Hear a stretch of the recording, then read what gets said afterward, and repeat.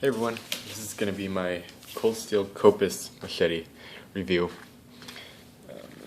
I had to increase the range of the camera to fit this, but it is quite a bit bigger than my Kukuri Machete.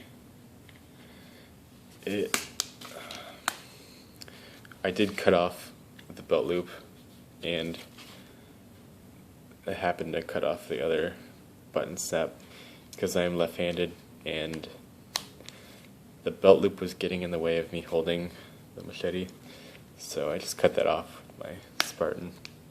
So taking that off, the sheath is the same exact stuff like all their other ones, but this one holds together really nicely, even with not one snap, okay.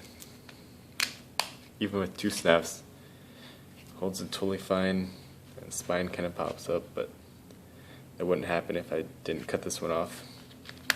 So, taking the sheath off. It comes sharpened with a working edge. All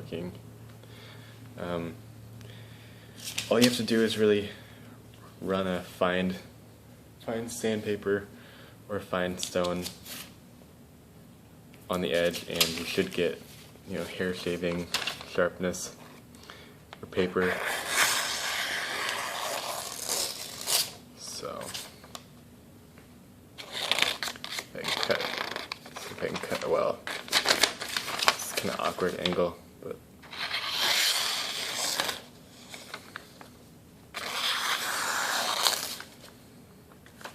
you couldn't really see any of that because the paper is bending, but yeah, this thing is sharp. I'd sharpen it. It's very thin compared to the other cold steel machetes. It's kind of funny. Such a thick handle, such a thin blade, but it works nicely. It's great for chopping. And that point,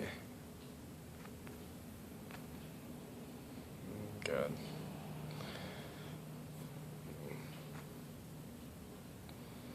The camera does not want to focus.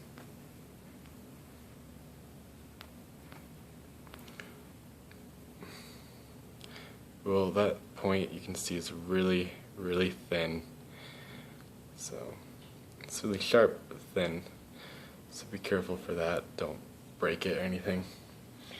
Overall, I think it's a very attractive machete. Definitely not anything you'd want to use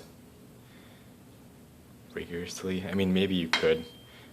It's a lighter machete, but not really, because it is heavier than the thicker kukri and stuff like that.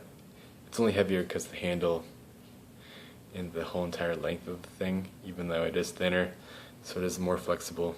See, but so I think it's a great machete. I wouldn't think it's great for clearing brush. It's kind of heavy for that. I would just get a really thin, light Latin machete. I like to use Latin machetes for clearing plants and stuff. I think I'm just going to keep this around the house to, have it laying there in case I ever need it, which I probably won't. But it's very historical and pretty cool.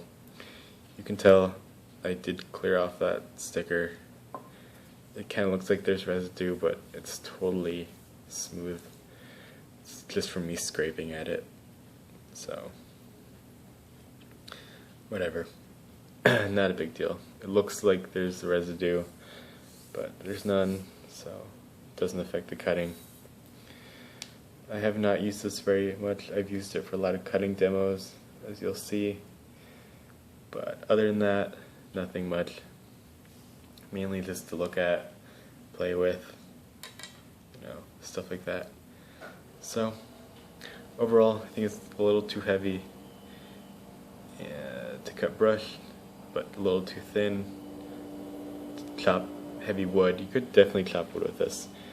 I've chopped wood, and trees down with much thinner machetes, but you know, you don't want to break it. So I definitely think it could handle anything you throw at it, except for maybe, you know, abusing that tip in concrete or something. That probably won't take it.